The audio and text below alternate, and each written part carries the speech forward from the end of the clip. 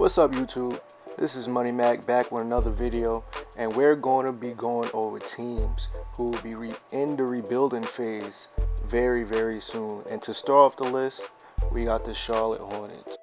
The Hornets over the past few seasons has been one of the most inconsistent franchises in the NBA due to them being stuck in a sea of mediocrity by being a team that isn't good enough to make the playoffs and not being bad enough to have a top pick in the draft.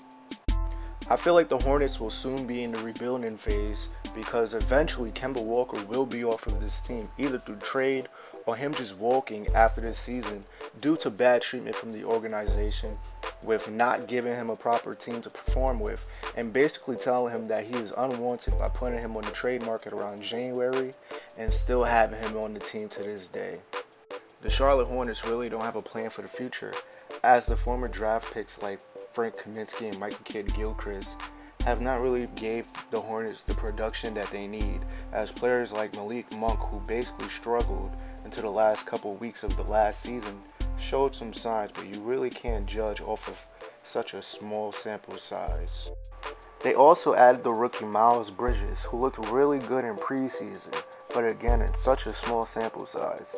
The Hornets really need to find their place in the Eastern Conference and in the NBA and realize they're more than likely never going to make an impact with their current roster right now, and trade Kemba Walker and acquire some draft picks and or young talent before his value decreases even more, as he's an unrestricted free agent in the summer of 2019. The next team is the New Orleans Pelicans, led by what some people consider a top 3 player in the league, Anthony Davis. Now, Anthony Davis' talent should never be in question, but the Pelicans as a whole definitely should be questioned due to the glaring holes at that small forward spot and a lackluster bench. But with all that being in consideration, I still believe the Pelicans will be a playoff team solely based on the fact of the greatness of Anthony Davis. The problem is what's going to happen in the future. Rumors about Anthony Davis being traded has been heard for about 2 seasons now.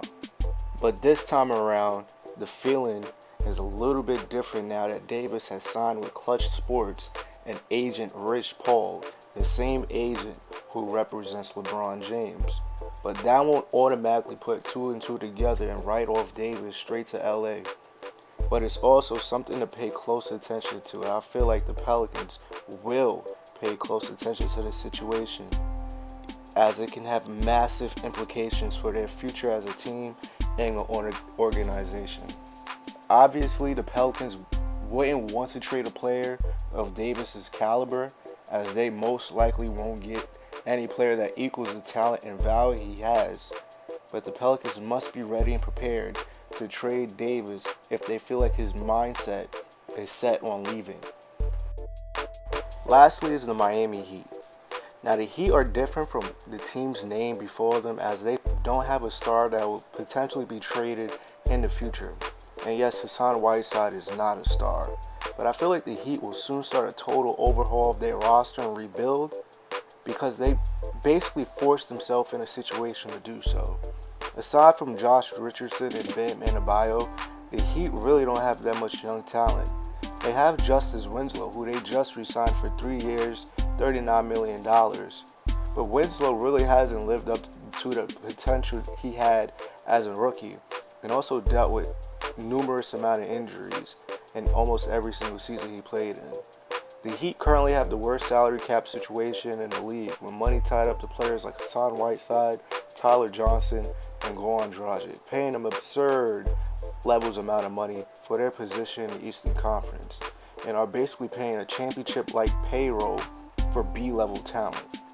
I feel like the Heat really trapped themselves by overpaying for players like Hassan Whiteside, who really had the weirdest individual postseason run of all time, which absolutely killed any trade value he had. So trading Whiteside is probably off the table, because I don't know if any team will be willing to trade for that high amount of contract and for the value he brings back on the floor.